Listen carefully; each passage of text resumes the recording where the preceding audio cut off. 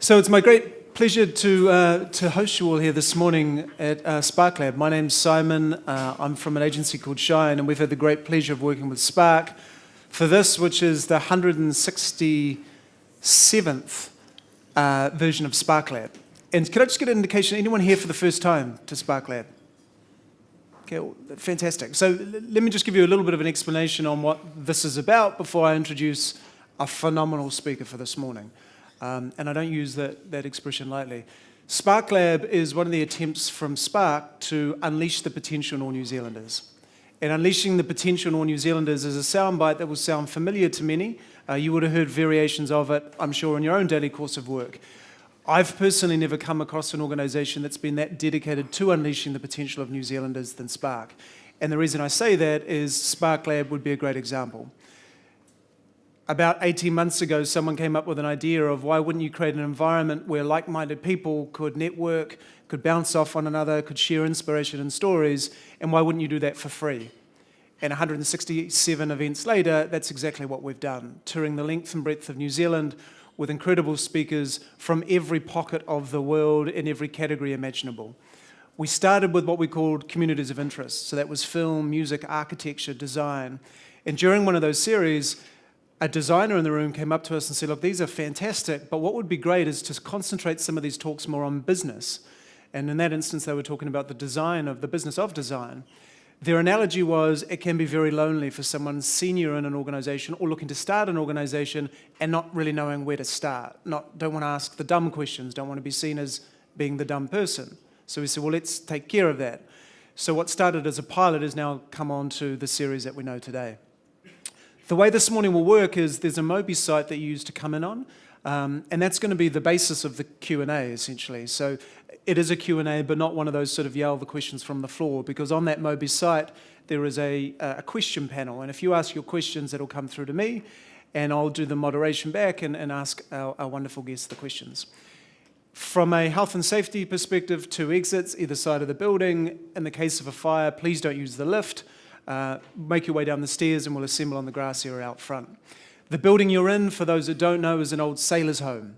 And this is an old sailor's dormitory. This floor used to sleep, it's believed, 20 to 25 sailors. You can still see the dormitory marks above our head. And so the history of the building is this was a place where they would swap things, stories, songs, bottles of rum. And what we now talk about is we have a currency, but now our currency is ideas. And how we do that is we pick a theme, and we invite world-class speakers to talk to us about their perspective of the particular theme, which is a lovely segue into the lady that we have this morning as our guest. I don't think in all the talks we've done at Spark Lab have we had someone with a CV and a story like Anna's. She is the Director of Product Design at Facebook, has a career that, as you run through some of the places she's worked, will give you a sense of what I mean by exactly this. I wish this was a 4-hour interview, not a 45-minute interview. Companies like Apple, Samsung, Sony, being involved with many of the secret laboratories through Silicon Valley that have created many of the products that you have in your pocket now or you have in your house at home. Was part of the original team to launch the original iPhone. Was part of the team to launch Apple TV. Was part of the team that launched PlayStation 4. Was also proudly part of the team that helped kill Flash, which is a story in of ourselves that we're about to head through. Currently at Facebook, and rather than now rattling off statistics about Facebook, I think that's less relevant because I'd rather get straight underway. So without further ado, our wonderful introduction to Anna. Please join me.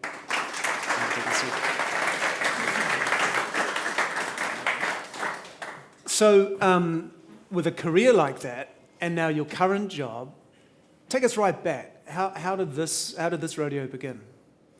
It started back in high school. After leaving high school, I went straight to Japan, where pretty much for the last 26 years, I've been going back and forth, residing in both worlds, essentially.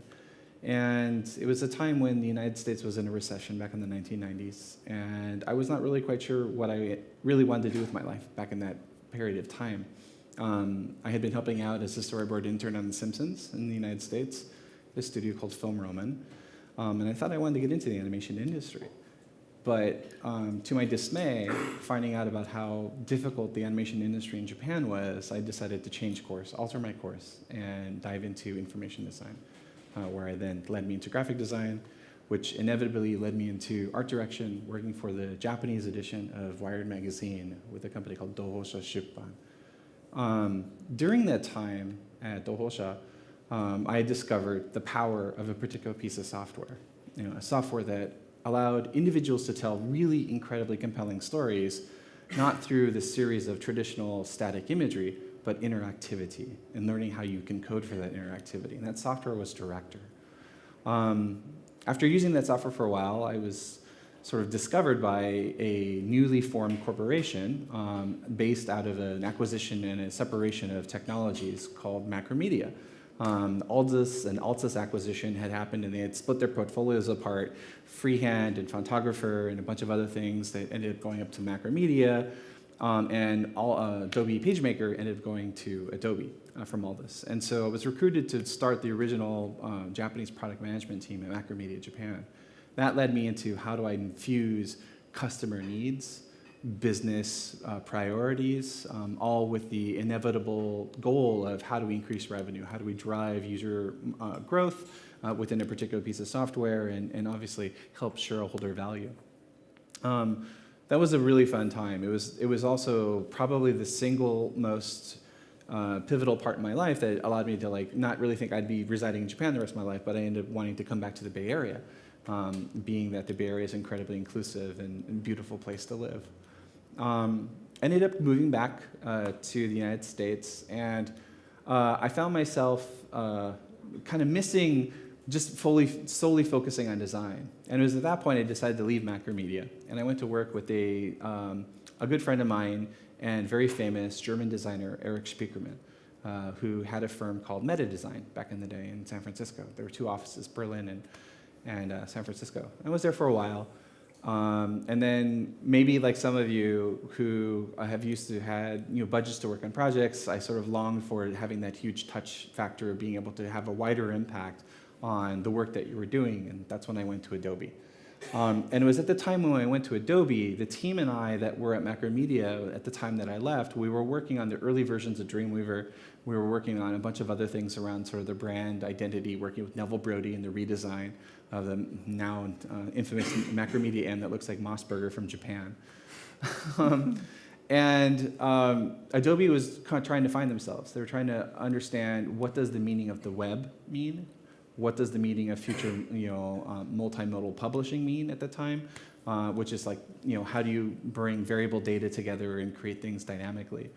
And it was with Adobe for a very long time. Ended up moving up to Seattle for a little while, moving back down to the Bay Area for a little while, so I had a chance to see a bit of the West Coast. And it was through the efforts around creating web authoring and creating solutions that would empower the web designers and the designers that wanted to leverage the power of the web. I really became highly involved with the open source community, the World Wide Web Consortium, W3C.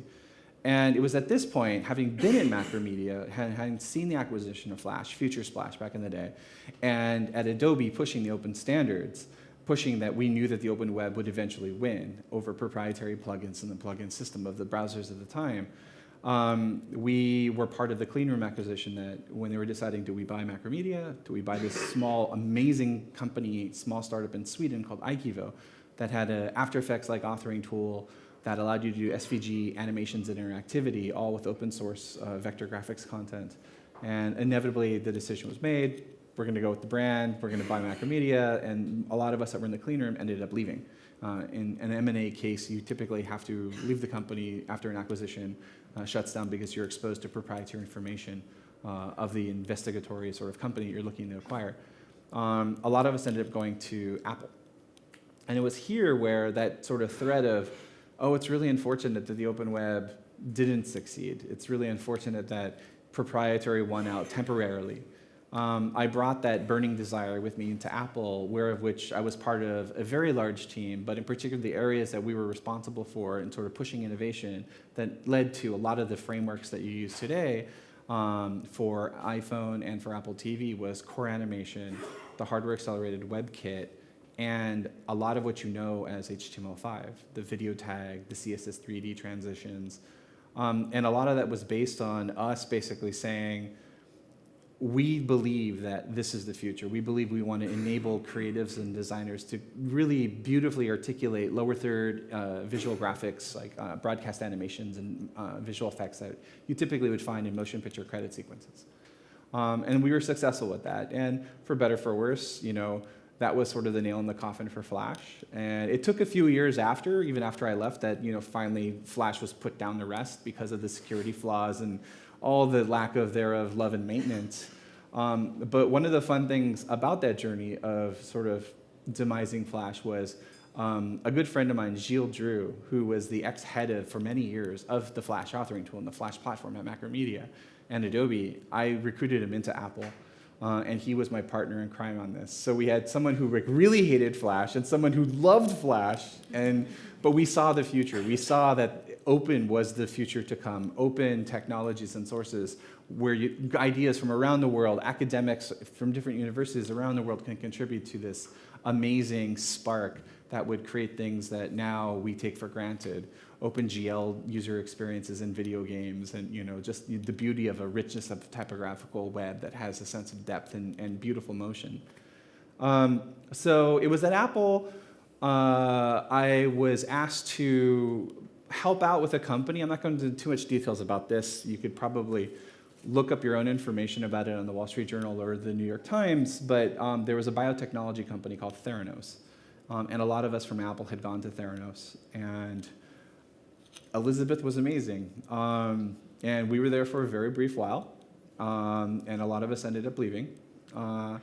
After which I found my way to Sony. And it was through a mentor of mine from Apple, my executive vice president, Tim Schaff, who led the interactive graphics media group that was responsible for all the OpenGL work, a lot of the core frameworks and audio codecs. He had left 6 months after I joined Apple. Howard Stringer had tapped him to sort of help Sony get their footing correct. And then I followed him, and again, very similar to Apple, not knowing what I would be doing, but just knowing that there's this unique opportunity for something new, and that something new was the early ideations of Android.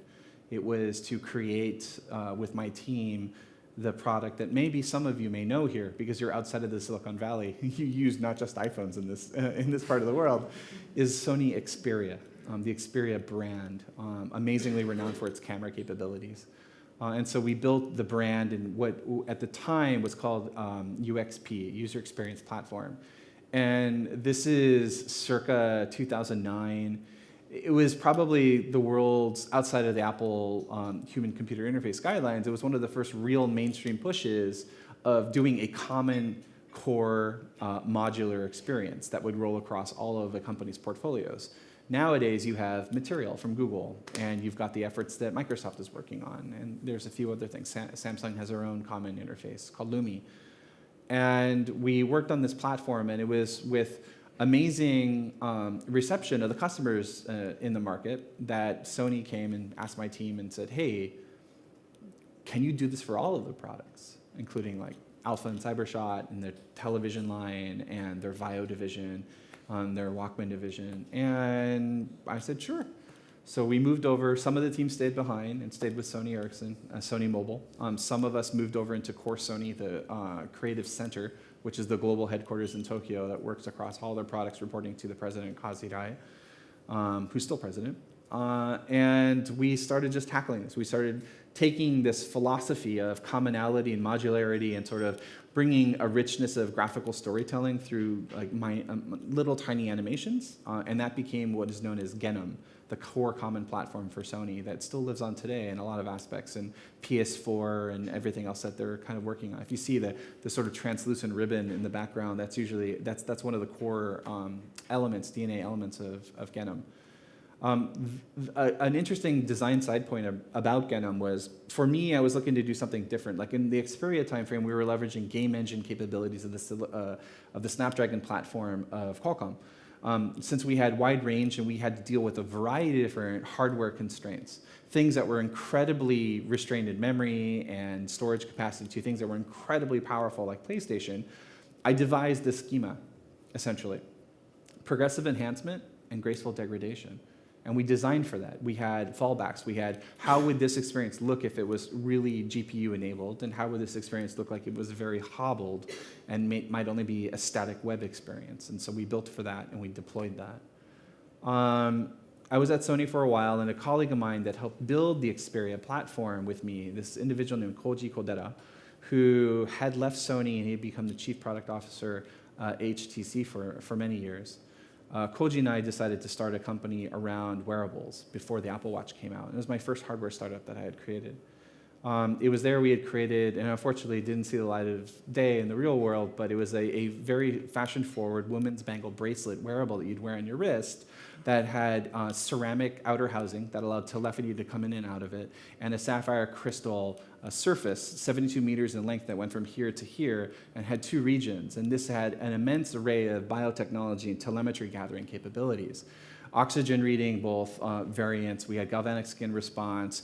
We even had, and we have patents around, the ability to communicate quietly and stealthily through clothing and even a wetsuit before the haptic vibrations in the iPhone came to be. And we were not using haptics, we were using electricity. So little trickles of electricity that would go down to the skin that can communicate a language that we had hoped to build out. To me, how many in the room are entrepreneurs? How many of you have a startup or have worked at a startup? Okay, great. To me, startups are like video games. And a round, closing a round or going up to close a round is like a boss monster in a video game. And so in Zero's case, we got to a certain boss monster. We had partnered with Foxconn, and unfortunately, the boss monster killed me.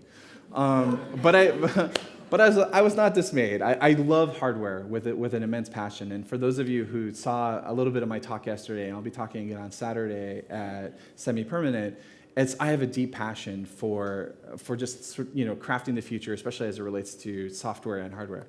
And so rather than giving up and going back to a regular 9-to-5 job, I decided to do another hardware startup.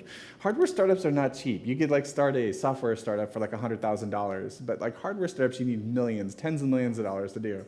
And so it was with this tenacity that I was like, I'm not giving up, let's go forward. And a few buddies of mine who I'd worked with in the past in my Apple days and my Sony days, we had started a company called Mono with a goal to create a device that allowed us to keep our heads up in the real world, engaged with conversations, having a very active listening dialogue with those that we love without having our faces in our cell phones all the time.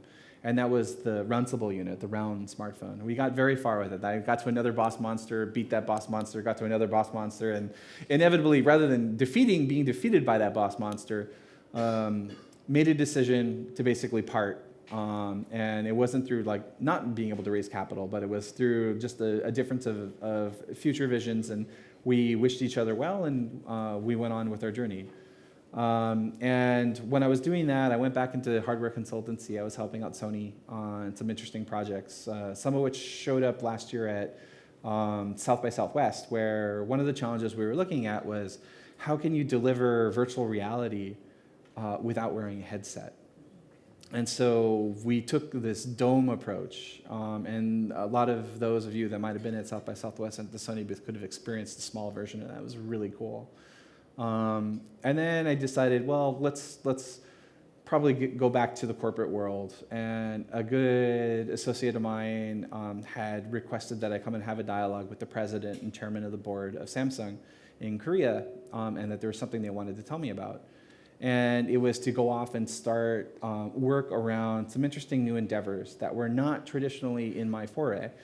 Yeah, I have done consumer electronics before, but this was an opportunity to work on some Michelin star class white goods for the kitchen, for chefs, and then also trying to push what the meaning of television should be for all of us, not just a static black rectangle on our wall going forward. So I was at Samsung for a little while, and how many of you have seen the Samsung frame television? Right? That's the project that we worked on, we created. It's really beautiful. And it really is hopefully going to democratize contemporary art and bring art into many people's lives who never would have thought about doing that through the subscription model that comes with the device. So yeah, if you haven't seen it, go experience it. And then after a lot of travel, 8 months, nearly 250,000 miles later, I decided to put my roots down, spend a lot more time with my family and my children, and I ended up joining Facebook, where I am now. There we go. So thanks for coming. So some incredible organizations through that trip, and some incredible CEOs and visionary entrepreneurs, and I'm going to pick out one in particular, Steve Jobs.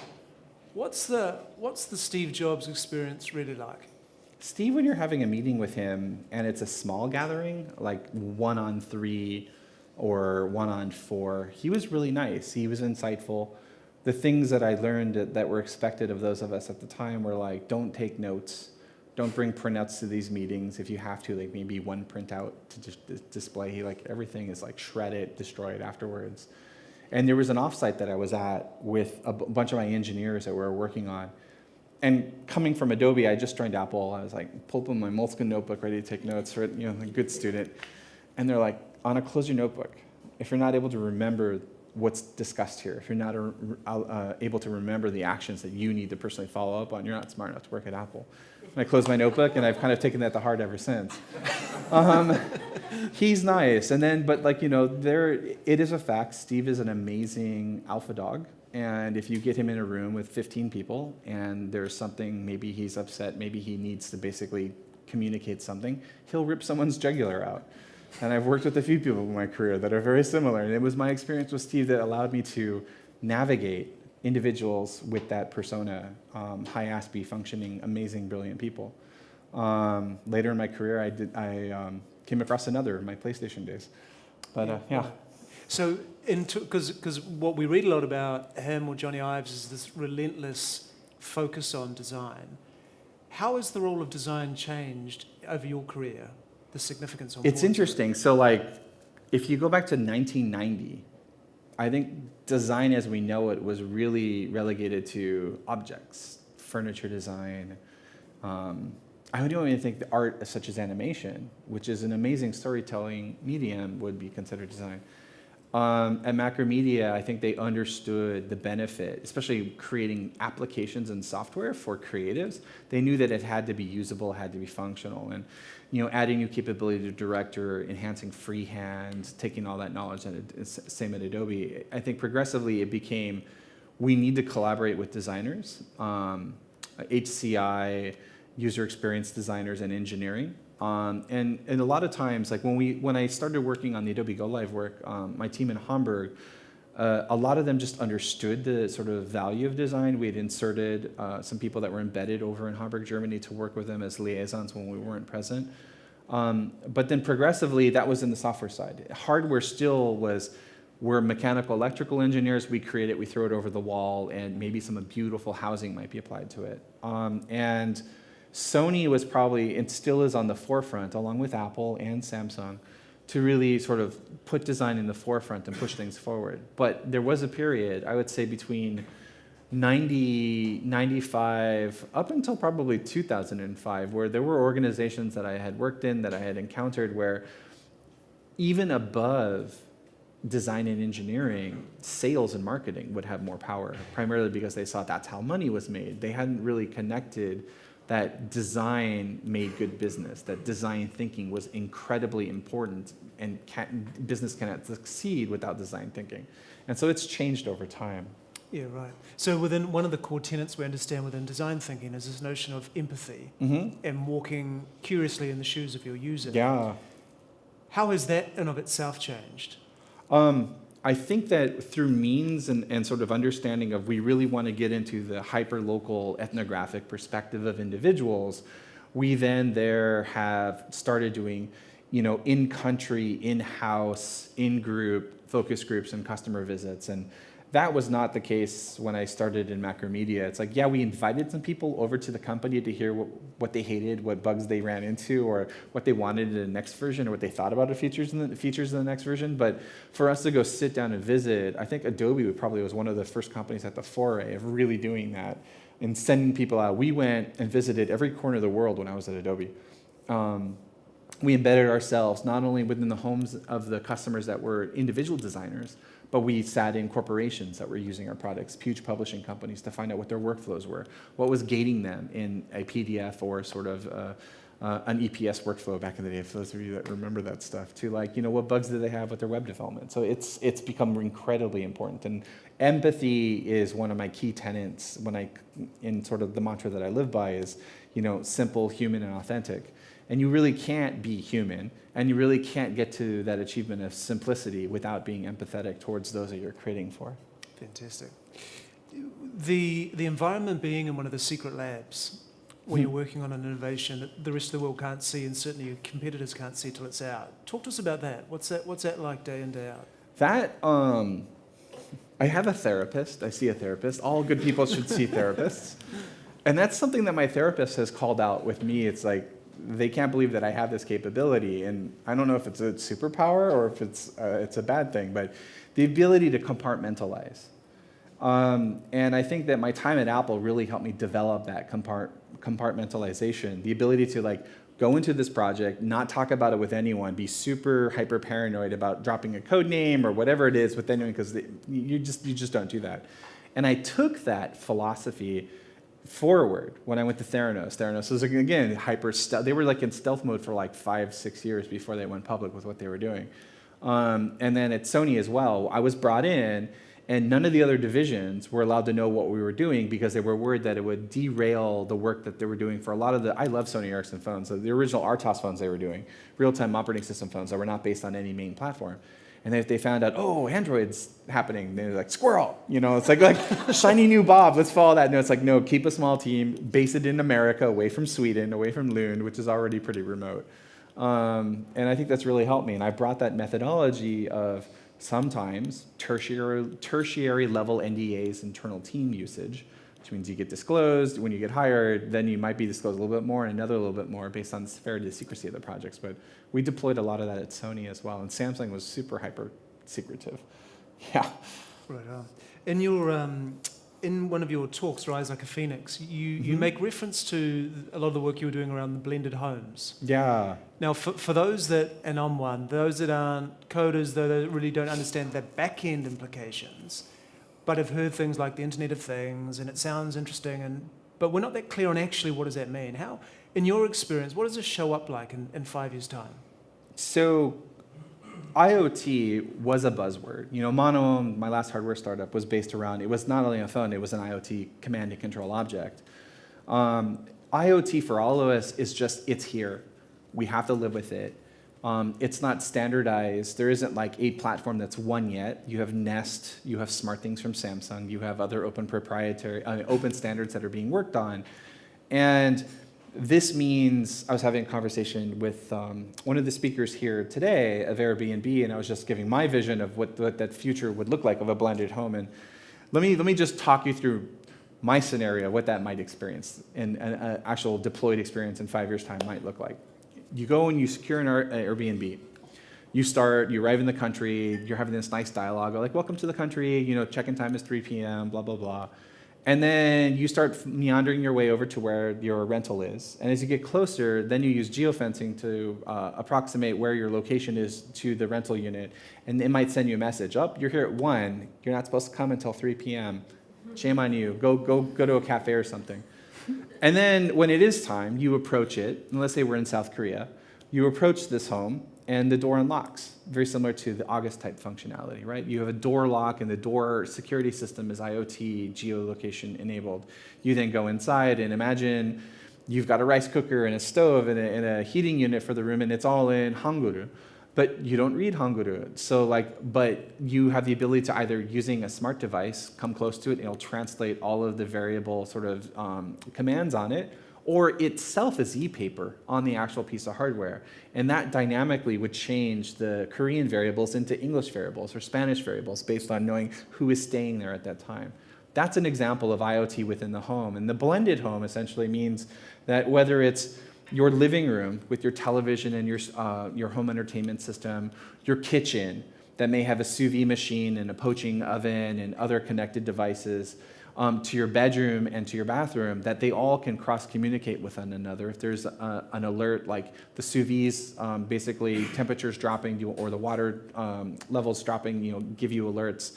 That's the vision of the blended home, that it should just be invisibly seamlessly connected and bring us value, not just for the sake of promoting new technology, but it should make our lives better. If it doesn't make our lives better, then why are we doing it? That's part of also the empathetic understanding.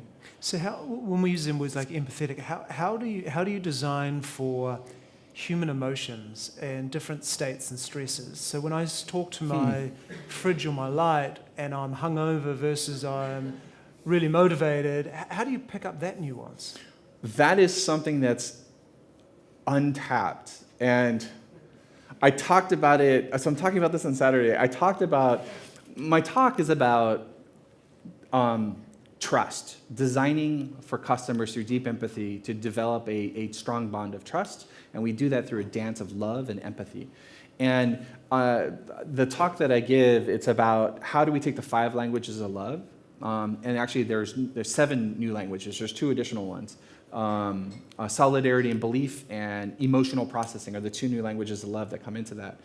And I think your question ties to the last one, emotional processing. How can we, innately understand or almost like immediately give something or reaction, deliver something to somebody through their empathetic emotional understanding? And I think we can only do that with AI. Through machine learning, and that's something that I think we all need to look into, and companies are. So we'll see. Yeah.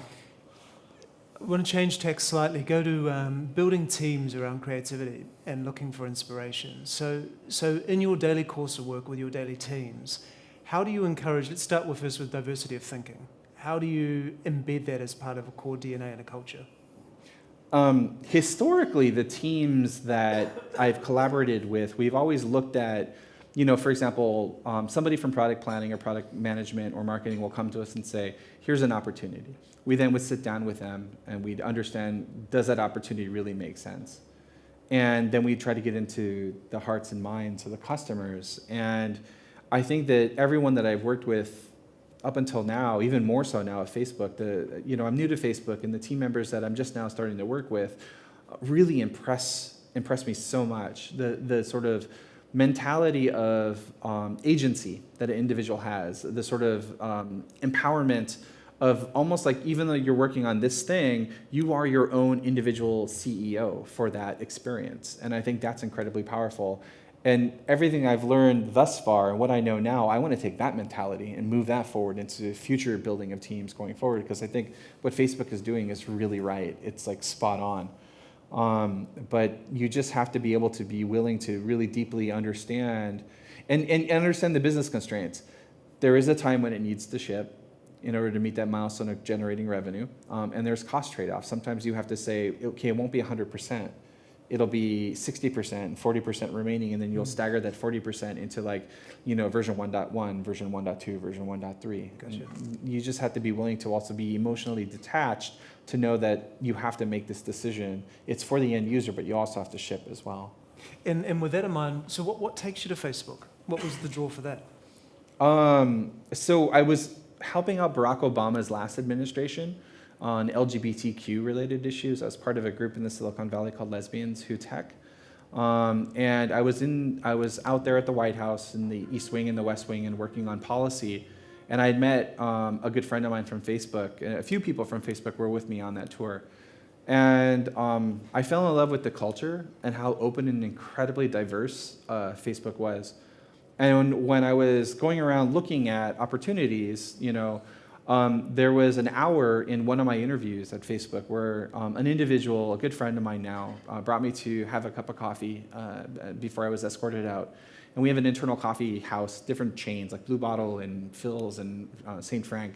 And we went to Phil's, and within an hour of conversation, talking about the LGBT community inside of Facebook, I saw a 13-year-old hacker that probably was like an intern or a summer whatever, to a 75-year-old individual and all the colors of the rainbow in between. I was like, this is amazing. I've never seen this anywhere else with any other partner company or any other company I've ever worked at. And that was it. That was like, let's see if we can make this work.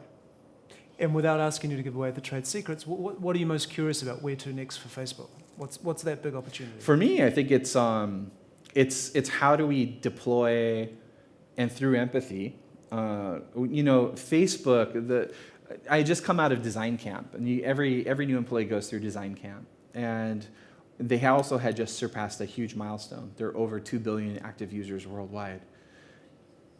Yes, that. And if you think about those of us that are designing, we design for a small percentage of the population. Everything we do, every designer in Facebook and design leadership and engineer has to think about this effort that I do will now impact 2 billion plus people, and is it the right thing to do? And one of the things that I'm very proud of seeing that Facebook is doing is all of the social good that they're doing now, and what possibly the future technologies are going to enable. So they're already, through machine learning, we could, for the visually impaired, read photographs and of what has been shared within your tribe, within your community. Imagine a world where you might be able to creatively and beautifully verbally articulate story around video that was shared. Or other aspects. Imagine if you're hearing impaired, we can communicate through haptic languages. The possibilities are incredible, and I don't know where we will be going. It's too soon for me, but there's amazing brilliance that I'm so honored and humbled that I'm working with now. It's just absolutely awe-inspiring. If any of you have not read the Harvard Business Review article on our team, do a search on HBR, Facebook, AML. Or Wired, Facebook, space AML, and there's 2 great articles that talk about the effort and initiative that we're trying to do. Fantastic. We'll post that also to our Facebook page. One of the things we talked about with Hector from Google yesterday was this idea that the irony of technology that's helping us connect in many ways is keeping us disconnected from our neighbors and our friends and our family. Our neighbors are our loved ones. It's probably more disconnected from our loved ones. Perhaps our loved ones. So is this the trend that we're on, or do you see a reversal or a change to that trend? I think it's a problem. There was a New York Times article that was talking about, those that have grown up with the smartphone. Had I known when we were working on the original iPhone that it would have this sort of social detrimental impact globally, including myself and my children now who are on Instagram. It's like, hey, we're having dinner, pay attention. Are you enjoying your food? Get your head out of the screen.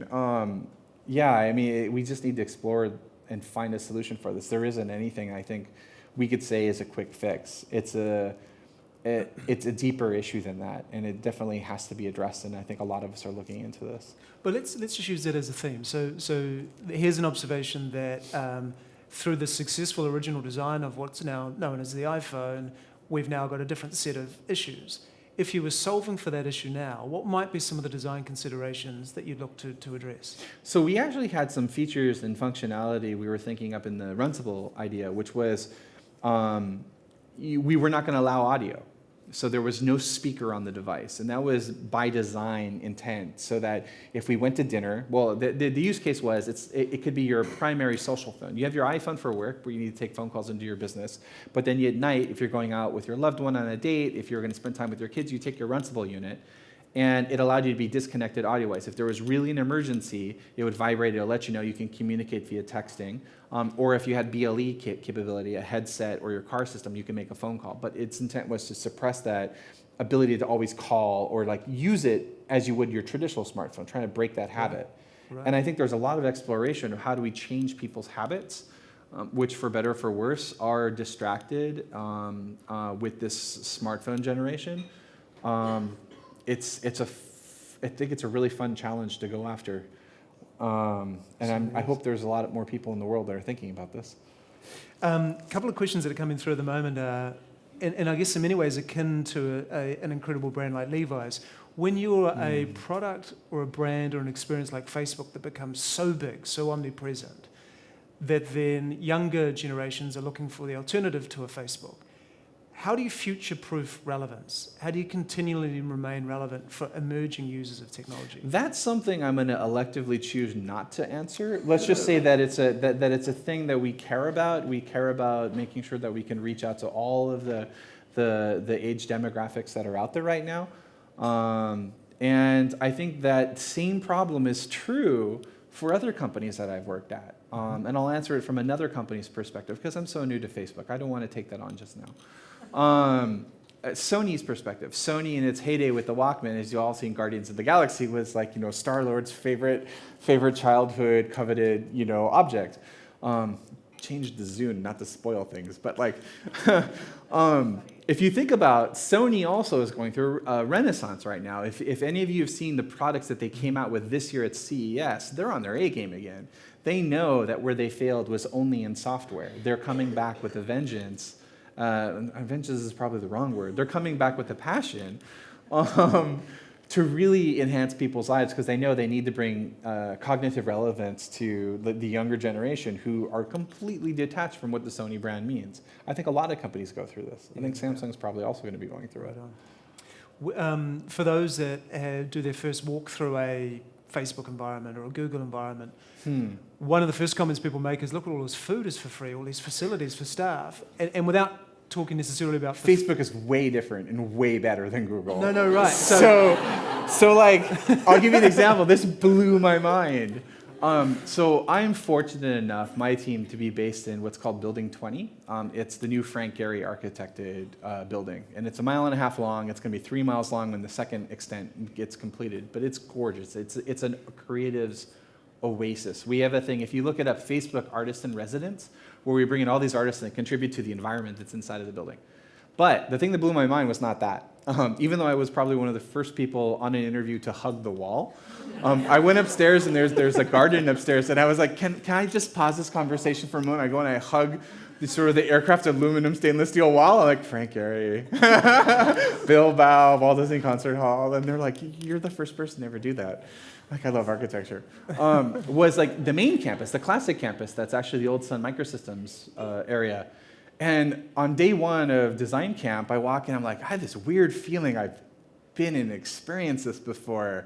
And sure enough, that childhood memory that came rushing back was that of Disneyland's Main Street. And they had hired Walt Disney Imagineering to build the environment of the main campus. And so there's the sweet shop that has like the cookies and the cakes and the candies and the frozen yogurt. And I mean, it really felt like Disneyland. It was really awesome. And sure enough, that's why. But the food is also pretty freaking incredible as well. But for those of us that don't live in a Disney-inspired building, but what are you talking about? Outside this window, it's gorgeous. New Zealand and Auckland and Wellington. Oh, this is like awe-inspiring. But but many organisations will do things like they'll put on morning teas and lunches and bits and pieces, which I don't at all mean to trivialise that. Rather, quite the opposite. How important do you think for teams is building those softer touches, unexpected elements that make culture what it is? It's definitely a recruitment tactic, but there's a reason why companies do that. They don't want you to leave. They want you to stay and work as long as possible. But I think a lot of it has to do with being efficient with your time, and Facebook is one of the first companies in my career where they really are protective and do believe in work-life balance. And so, people start typically at 10. A lot of the team goes home at 5 o'clock, 5:30, 6 o'clock. It's really nice. And I think that having that on-site amenity really does help.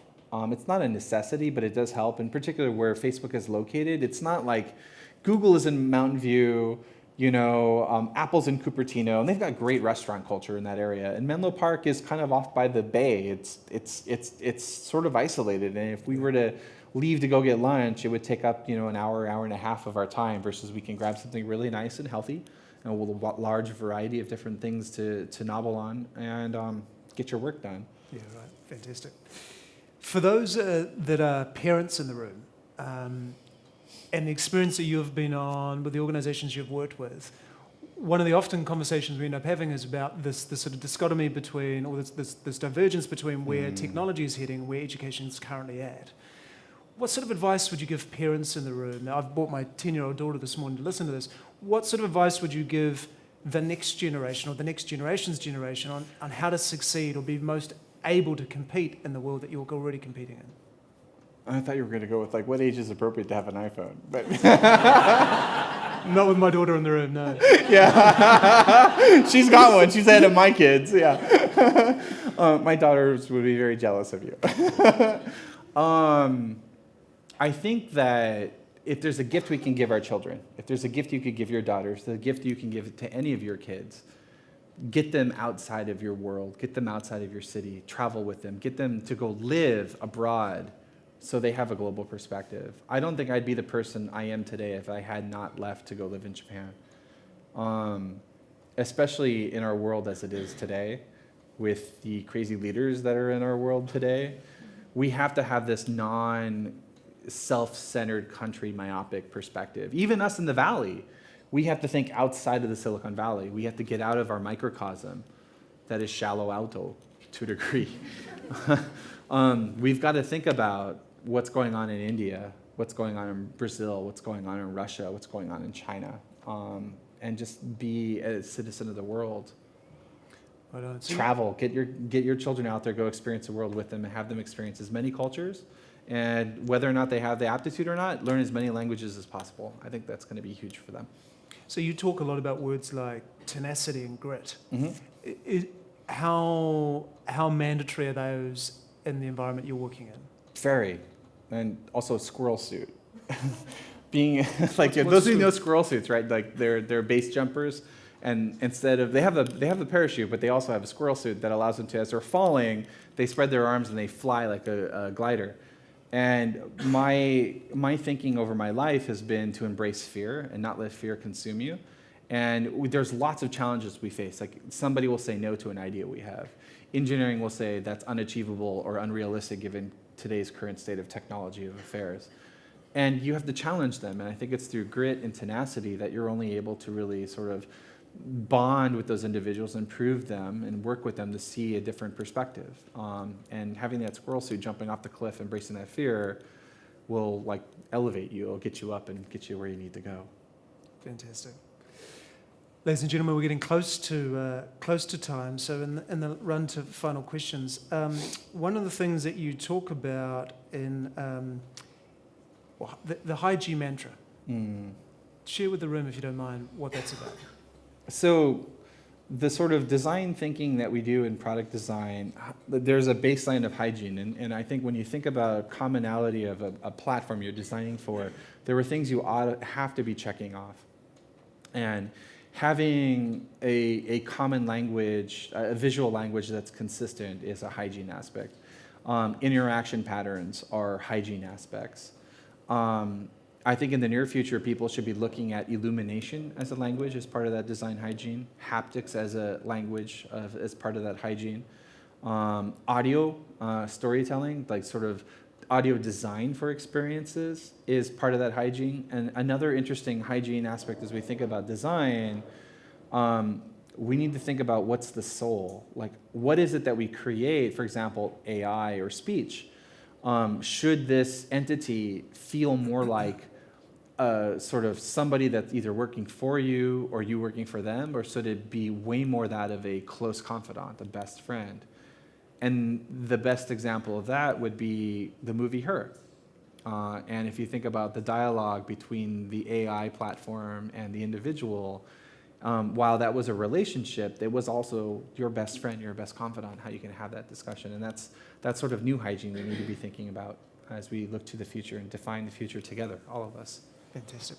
So one question that's just come in from the Facebook feed at the moment is, so as we hear a lot about big data and the role of data and interpretation and effectively using data to profile people, but to what extent does that put people in boxes that you get a one-dimensional view of what that person is and make assumptions that are incorrect? Well, you need the telemetry. Data to us is telemetry. It's like, inputs that are constantly flowing in.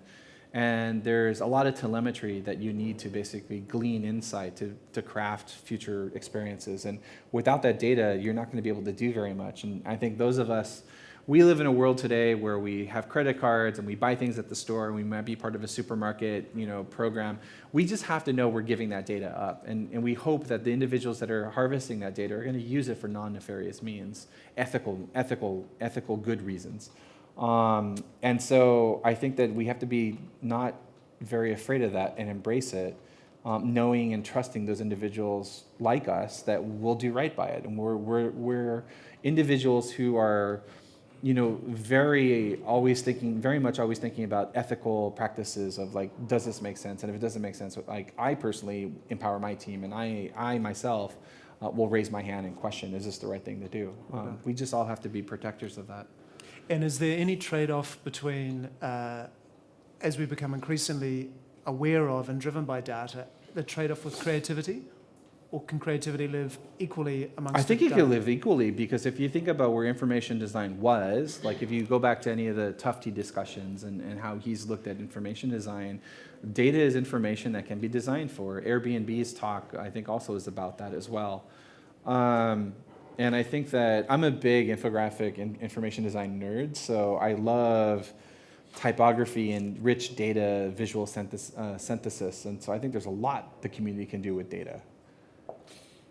Unfortunately, that's we are at time. So,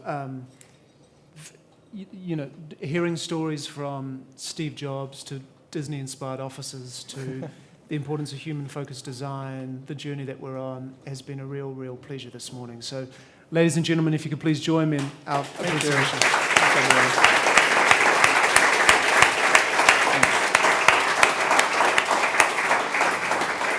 An absolute delight. And to finish by saying, as we always do at the close of a Spark Lab session, for everyone in the room, yourselves that are Spark customers, a sincere and heartfelt thank you to you. And the reason for saying that is the only reason we've managed to put on 167 of these events and build the Facebook community like we now have and have people online solving issues for one another is because one Spark customer said, this sounds like a good idea, and another one said, we should give it a go. Consequently, 18 months later, that's exactly what we've done, and we're just getting started. So what this points to is this innate curiosity and want to help one another. And so the more we can all be involved with that, the better as a consequence we will all go on to become. With that in mind, the sort of, I guess the final ask is, in the Mobi site that you came in on, there's a feedback panel. And that for us is not just sort of one of those cursory things that occasionally we've glanced at, it's as we gauge the success of this morning's event and what we should do with future events. So if you could take 30 seconds of your time as your way of saying thank you back for this morning, we would certainly appreciate it. So once again, if you could join me, final Thanks, applause. everyone.